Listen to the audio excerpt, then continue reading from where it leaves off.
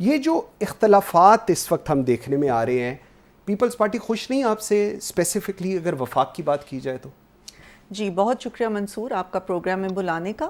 دیکھیے ہم نے جس وقت حکومت سنبھالی، کولیشن گورنمنٹ ہم نے فارم کی. کولیشن گورنمنٹ ایک مشکل ضرور ہوتی ہے کیونکہ ظاہر ہے دو پارٹیز ہوتی ہیں، ان کے اپنے نظریات ہوتے ہیں، ان کا اپنا ایک سوچ ہوتی ہے، انہوں نے مل کے جب چلنا ہوتا ہے تو اس کے اندر تھوڑی بہت اونچ نیچ، تھوڑے بہت اختلافات ہوتے ہیں. میں سمجھتی ہوں کہ پیپلز پارٹی ایک بہت ایکسپیرینسڈ جماعت ہے. اس طرح سے ہماری جماعت بھی ہم we've seen all sorts of ups and downs. تو میں سمجھتی ہوں کہ جو کوئی اختلافات آئے ہیں یا جس طریقے کی بات ہوئی ہے، بے شک کہ اس کو آپس میں بیٹھ کے ہونا چاہیے تھا رادر دین یہ کہ میڈیا پہ ہوتی، لیکن اس کے باوجود ان چیزوں کو ہم حل کر لیں گے.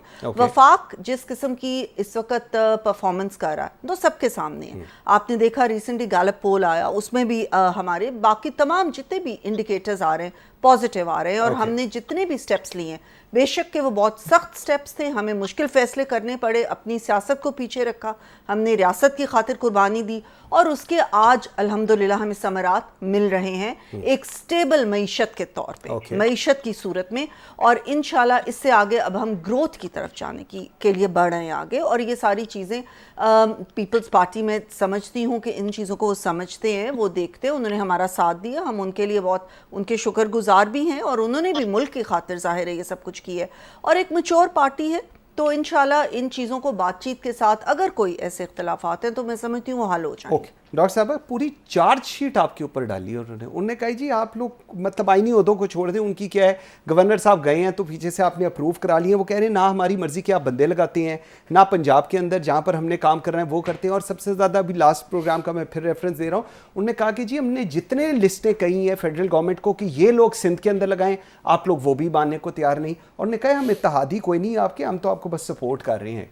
دیکھیے منصور یہ جو فریم ورک بنا تھا وہ پیپلز پارٹی کے ساتھ مل کے بنا تھا. انہوں نے کہا ہمیں یہ آئینی عہدے چاہیے، اور ہم نے ان کو شروع میں کافی دیر، کافی مہینے یہ آفر کرتے رہے. آج بھی آپ کے فیڈرل منسٹرز نہیں ہیں، کوارڈینیٹرز ہیں. بالکل، لیکن ہم ان کو آفر کرتے رہے ہیں، کہتے رہے ہیں کہ آپ کیبنٹ کا حصہ بنیں. ان کی اپنی چوائس تھی کہ انہوں نے کیبنٹ کا حصہ بننا نہیں پسند کیا. باقی اپنے حلقے کے مندوخیل صاحب نے چند باتیں بتائی ہیں. دیکھیں حلقوں کے جو مسئلے مسائل ہوتے ہیں ان کو تو بیٹھ کے حل کیا جا سکتا ہے. جہاں آپ لاجا پچا کی پنجاب میں بات کرتے ہیں، چیف منسٹر صاحبہ کا ایک ویژن تھا پنجاب کو چلانے کا. کیا وجہ تھی اس کی؟ کہ پاکستان خدا نخواستہ بالکل ڈیفالٹ کے دہانے پہ آیا ہوا تھا. ہمارا تو ویژن یہ تھا پنجاب میں بھی اور وفاق میں بھی کہ سب سے پہلے معیشت کو ہم ایک سنبھالا دیں، اس کو ہم سٹیبل کریں. اس میں کسی قسم کی ڈسکریمنیشن کے بغیر چیف منسٹر صاحبہ نے چلا. اب یہ نہیں کہہ سکتے کہ اپنی پارٹی کے لوگوں کو ڈیفرنٹ طریقے سے ٹریٹ کیا اور پیپلز پارٹی کو ڈیفرنٹ طریقے سے. انہوں نے ایک اکراس دا بورڈ فیصلہ کیا کہ کسی قسم کی انہوں نے اپنی ویژن کے مطابق انہوں نے چلنا ہے. کوئی سیاسی ایز سچ انہوں نے نہیں تعیناتیاں کی. تو اس کی وجہ سے تھوڑا سا ظاہر ہے سب کو تھوڑا سا فیل ہوا، لیکن دیٹ واز اے ویژن. اور آپ دیکھ رہے ہیں آج الحمدللہ کہ پاکستان کے بھی معیشت میں بحالی آ چکی ہے.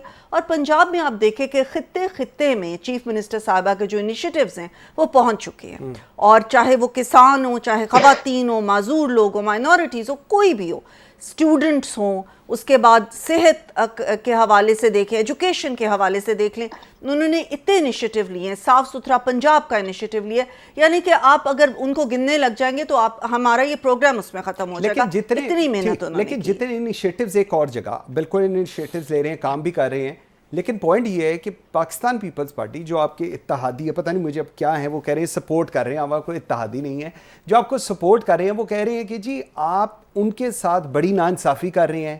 کراچی کے اندر پرائم منسٹر جاتے ہیں، انہوں نے وہ جملہ میں نہیں ریپیٹ کرنا چاہ رہا، انہوں نے کہا کہ وہ جاتے ہیں پتہ نہیں پکنک کرنے جاتے ہیں، لیکن جب کوئی چیز دینے کی باری آتی ہے سندھ کو تو وہ آپ نہیں دیتے، اور بعد میں آپ کہتے ہیں یہ لوگ سندھ کارڈ کھیل رہے ہیں. یہ کیوں ہے پھر؟ نہیں، یہ میں سمجھتی ہوں کہ یہ چیزیں اگین میں وہی ریپیٹ کروں گی کہ یہ چیزیں ایسی ہیں جن کو حل کیا جا سکتا ہے. پرائم منسٹر صاحب کا بے شک فوکس لاجا پچا پہ اب رہا ہے، اور اس کی ہمیں اس وقت نظر آ رہی ہیں. آپ دیکھیں نا، ہم نے جو ہے انفلیشن ریٹ کتنا کم ہو گیا. پچھلے 9 سال میں سب سے کم اس وقت 2.4 انفلیشن ریٹ ہے.